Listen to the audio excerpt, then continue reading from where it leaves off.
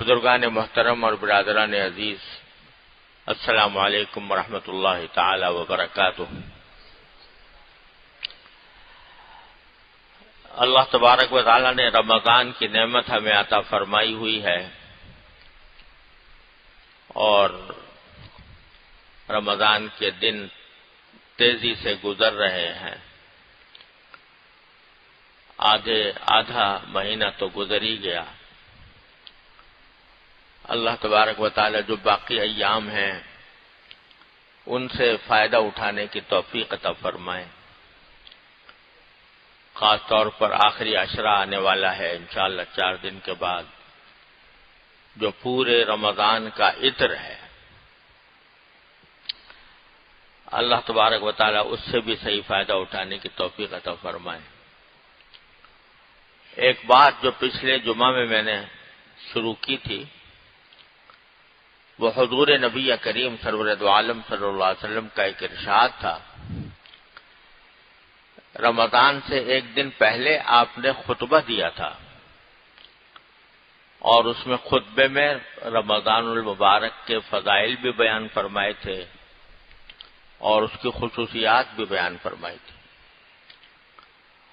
اس میں ایک جملہ ہے اس رمضان کے مہینے کے بارے میں کہ یہ مہینہ صبر کا مہینہ ہے۔ شہر الصبر و شہر المواسات، یہ 2 لفظ آپ نے استعمال کیے کہ یہ ایک تو صبر کا مہینہ ہے، اور صبر ظاہر ہے کہ آدمی کو بھوک پر، پیاس پر صبر کرنا پڑتا ہے، اپنی نفسانی خواہشات پر صبر کرنا پڑتا ہے۔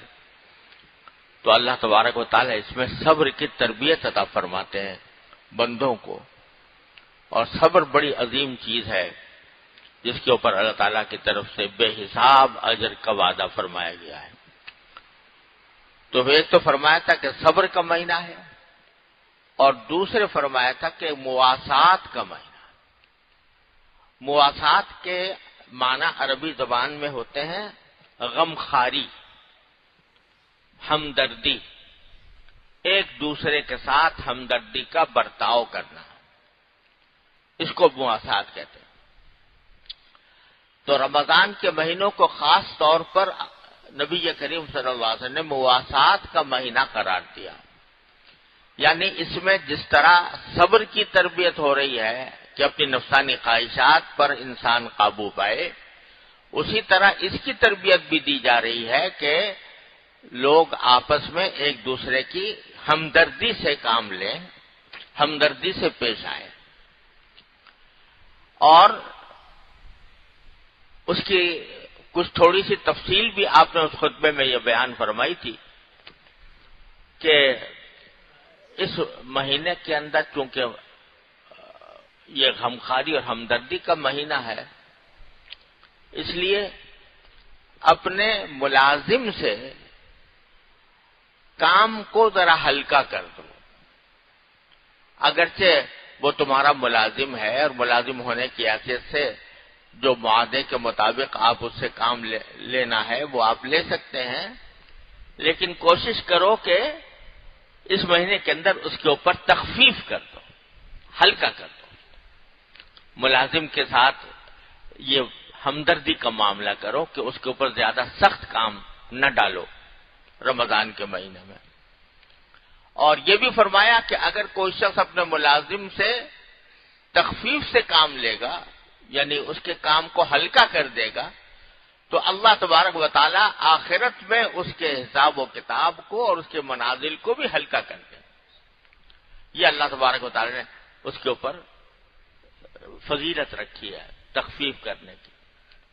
تو مواسات کا ایک حصہ یہ ہے کہ دوسروں کے ساتھ آدمی اس طرح ہمدردی کرے کہ بھئی روزے دار ہیں، روزے میں ان کو زیادہ مشقت اٹھانی نہ پڑے، ان کے اوپر کام ہلکا کر دو۔ اسی طرح یہ فرمایا کہ لڑائی جھگڑے سے اس میں بالکل پرہیز کرو۔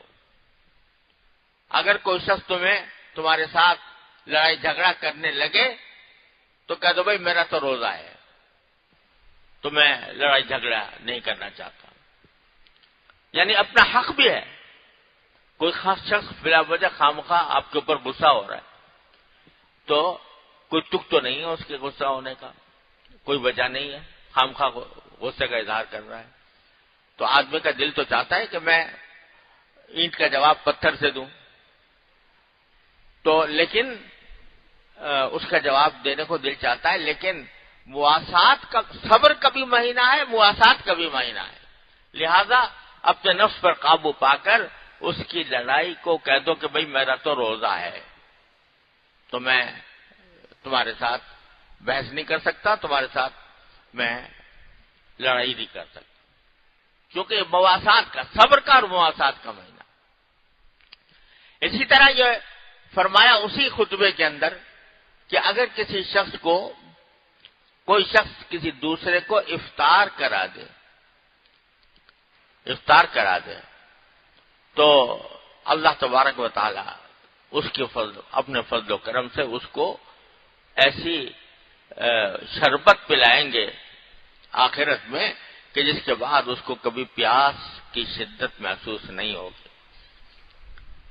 کسی کو افطار کرتے، صحابہ کرام نے پوچھا یا رسول اللہ، ہر ایک کے پاس تو اتنا ہوتا نہیں کہ دوسرے کو افطار کرائے، اتنا کھانا خود ہی نہیں ہوتا، اپنے گھر والوں کے لیے پورا نہیں ہوتا۔ اس زمانے میں تو صحابہ کرام پر بڑی تنگی ترشی کا دور گزر رہا تھا، تو پھر کیا کریں؟ تو آپ نے فرمایا کہ اگر کوئی شخص ایک گھونٹ پانی یا ایک گھونٹ دودھ کا بھی پلا دے تو اس کی بھی یہی فضیلت ہے، اور اس سے اگر افطار کرا دے تو اس کی بھی یہی فضیلت ہے۔ تو اللہ تبارک و تعالیٰ نے دروازے چوپٹ کھول رکھے ہیں اپنی رحمت کے، بہانے ڈھونڈے جا رہے ہیں مغفرت کے، اور لوگوں کے لیے جنت کے دروازے کھولے جا رہے ہیں۔ تو افطار کرانا بھی بڑی فضیلت ہے۔ الحمدللہ، اللہ تعالیٰ کا شکر ہے، ہمارے ہاں، ہمارے معاشرے کے اندر یہ ایک روایت ہے، اور الحمدللہ اچھی روایت ہے کہ وہی وہ غریبوں کے لیے نہیں بلکہ ہر ایک کے لیے دسترخوان بچھے ہوتے ہیں، کوئی بھی آ کر افطار کرے، لوگ افطار کے لیے سامان لیے کھڑے ہوتے ہیں راستوں کے اوپر، وقت کے اوپر کسی کو افطار کرا دیا، بڑی اچھی بات ہے۔ لیکن ایک روایت یہ ہے کہ ایک دوسرے کے یہاں افطاریاں بیچتے ہیں، تو وہ بظاہر نیت تو یہی ہوتی ہے کہ بھئی ہماری چیز سے اگر افطار کر لیں گے تو ہمیں بھی اللہ تعالیٰ شاید اس ثواب میں داخل کر لیں، لیکن یہ افطاری بیچنے کا قصہ جو ہے اب یہ ایسا بن گیا ہے کہ یہ ایک بدلے کسی صورت ہو گئی ہے، وہ ہمارے ہاں بھیجیں، ہم اس کے ہاں بھیجیں، اور اگر نہ بھیجیں تو بعض اوقات ناگواری۔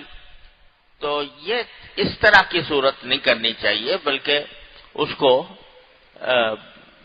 اخلاص کے ساتھ کسی کی افطار کرا دیا بہت اچھی بات ہے، لیکن یہ تبادلے اور ادھر سے کچھ آیا ادھر سے کچھ اس نے آگے چلتا کر دیا، تو یہ کچھ اتنا زیادہ یعنی اس میں کچھ معاف کرے، اللہ تعالیٰ معاف کرے، کچھ دکھاوے کا، کچھ بدلے کا تصور سا ہونے لگتا ہے، اس کا زیادہ اہتمام کرنے کی ضرورت نہیں ہے۔ ہاں، جب موقع ہو کسی کا افطار کرا دیا تو انشاءاللہ اس کے فضیلت حاصل ہوگی، اللہ نے چاہا۔